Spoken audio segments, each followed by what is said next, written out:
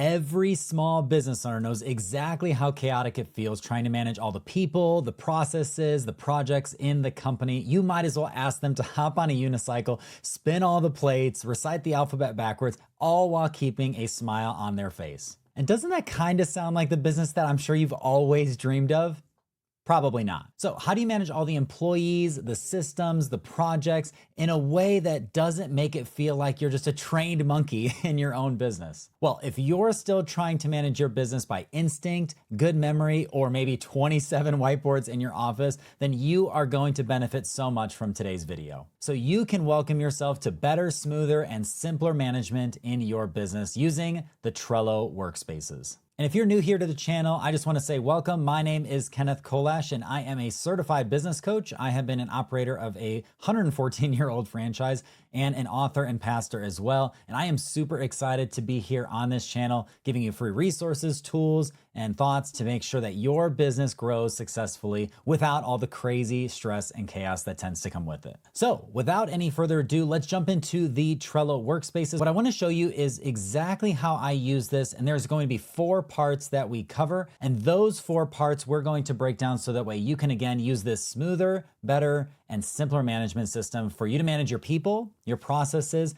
and the projects that you manage every single day, probably in your head right now, or again, on those crazy whiteboards. So without any further ado, let's dive right in. So the first thing that we're gonna do is you're going to come to Trello.com. And at Trello.com, you're gonna be able to create a free forever account. You'll go to get Trello for free and bada bing, bada boom. You'll do what you normally do with things like this. You'll fill out your information and then you will have an account to log into and set up your apps so that way you can access it on the go, on your phone, or at the desktop like I tend to. And then from there, we're going to come over to the actual page that you will arrive to when you first log into your Trello workspace. So if you're on your phone, it might look different. This is the desktop version.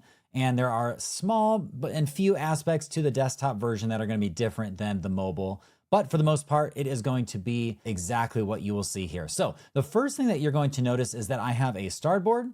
I've got the recently viewed boards, and then I've got, in general, my workspaces. So let's think of the workspace a little bit like this.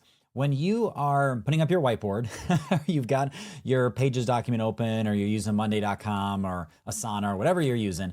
A project management system for you probably starts with, okay, what needs to get done, all the tasks. It's probably just a place that you put all of the different things that are normally in your brain onto something physical so that way you can get it out of your brain and you can have some more mental space and get it onto something and to someone that is actually going to complete whatever said thing is. And in the Trello Workspaces, for here, you're able to create different workspaces that are related to different teams. So for example, let's say I've got my video editors here. And let's say I wanted to create another board. I could title that Virtual Assistants. I can create the workspace. You also notice that back here, when you created the board, there is the ability to make these workspaces private, public, a workspace where multiple members can be added. And so there's different security levels to it. You can actually create templates. So if I wanted to template this video editing workspace, I could template that and then of course duplicate it and just choose from the template list. I, once again, am using this for demonstration purposes. So I don't have templates already set, but let's go back to this virtual assistants board.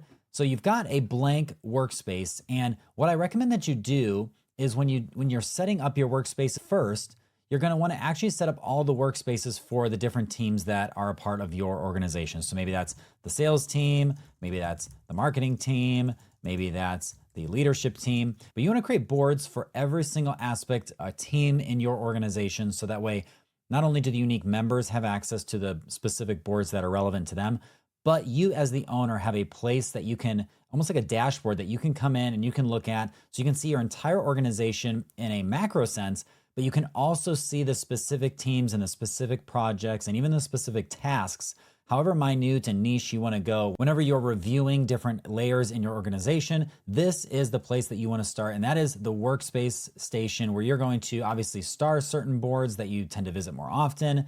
It will naturally sort for you the most recent boards that you have viewed. And then of course you have a list of all of the workspaces that you have created. And even you can access some of the view closed boards that are either no longer relevant or that you've archived because that division or that department or that team no longer exists. But that is your workspace station. Now, when we actually go to the boards, in this example, I am going to show you my video editor's workspace. Now, I have one video editor currently, and thank you, Asher, for doing everything that you do. The workspace here is specifically chunked in a way that is relevant to this team. So every time that you create a workspace, just know that when you actually get into that specific workspace, the way you design it is going to be what fits best to that specific team. And the workflow for every team is very different. So for example, in my video editor's workspace, this entire workspace is based on the weeks throughout the year and the content that we create through every single week throughout the year. So for example, this video is coming out in week 30, and we are preparing for that a couple weeks in advance here. And what we're going to do is I've created different lists for these weeks. So the first thing that I recommend you do is when you get all of the different teams on your workspace list and you come into a specific team, I want you to think about all of the different areas of relevance that pertain to that team. So maybe it's a specific workflow, maybe it is a specific project agenda that you tend to always go through, whatever that it is. For example, in this video editor's workspace, I've got all these lists that contain pretty similar duplicate tasks within them, and we call those cards. So the lists, we can name whatever we want. If it was week 29, maybe it is lead generator, maybe it is CRM management, et cetera, et cetera, et cetera. What we want to be able to do is create lists that identify with a specific workflow in that team. Now from there are different core tasks that are going to be completed, not just from that team, but specifically in the unique layers within each project that we have. So for example, I've got level 1 edits, and within here, I've got a checklist of exactly what needs to be done in these level 1 edits. And Asher goes in and checks these off as he completes them, and it helps me to know exactly where he's at in the process of this project's completion. It helps us to communicate. There's a descriptions spot that I can add different things. If I want to say great progress and save that, and I want to watch that to make sure I get notifications when it's respond to, I can add that. So this is a great way for us to communicate in real time and see real progress being made on the specific tasks that of course relate to the specific projects, to specific teams. So the beautiful part is I can be as macro overview as a manager, or I can be as micro involved as a manager as I want to. Now there's also other things that you can add in here. For example, there are labels, there are due dates, there's obviously checklists like you've already seen. I can add more members to these specific cards, and the list kind of goes on and on and on.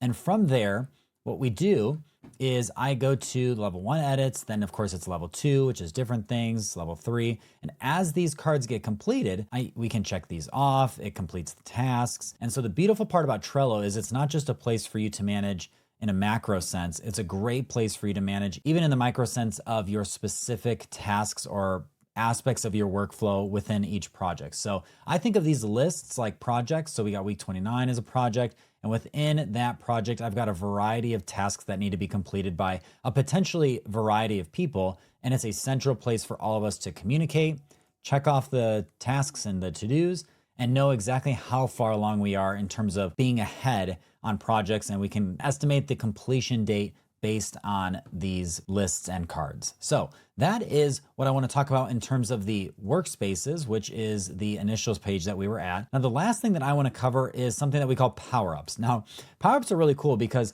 in the Trello workspaces, you have the ability to add automations for specific things to happen at specific times when specific cards are completed or lists are completed.